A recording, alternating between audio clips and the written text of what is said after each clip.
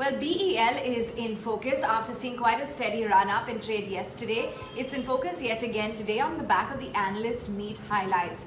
In fact, the management has laid out a strategic vision as well as commentary for their opportunities, margins, etc., and spoken about what they see in the long term.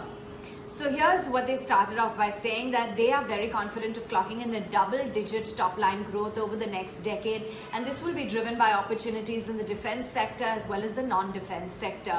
In fact, they also shared broad opportunities that they're targeting, and analysts believe that a record high order book is also going to provide strong support towards attaining this goal. And in fact, they were quite positively surprised by this kind of a very positive guidance. Meantime, they believe that the company is in a very sweet spot because yesterday the management highlighted that over the next few years there are multiple opportunities for the company. The QR-SAM opportunity of close to 30,000 crores over the next decade. You've also got the LSRAM order pipeline, which looks very strong and has potential of about 15,000 crores over the next 3 years. They see repeat orders from the Akash missiles in the next 1 year, and then a repeat order after that every 2 years.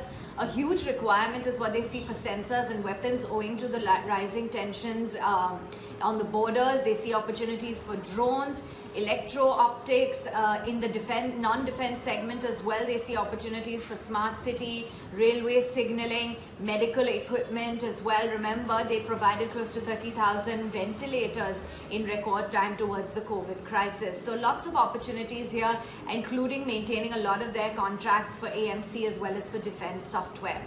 They also see further inquiries for ventilators. As I said, they did provide that, and this is now potentially for the US market. They are in talks with a licensor for the extension of this license, and a lot of private players like hospital chains are seeing further interest in the orders, and the company plans to also invest a lot more toward manufacturing their own models for ventilators.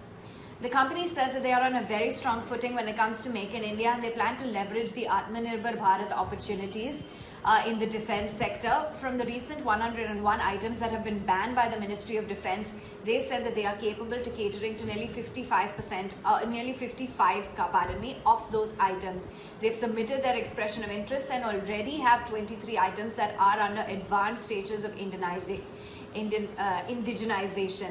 In fact, in their ongoing batch as well, the LRSAM supplies 35% of the content there is indigenous, and the same is expected to rise by about 55% in the 11th batch. The first radar for the Rafale aircraft as well, which was integrated in France, was supplied by BEL.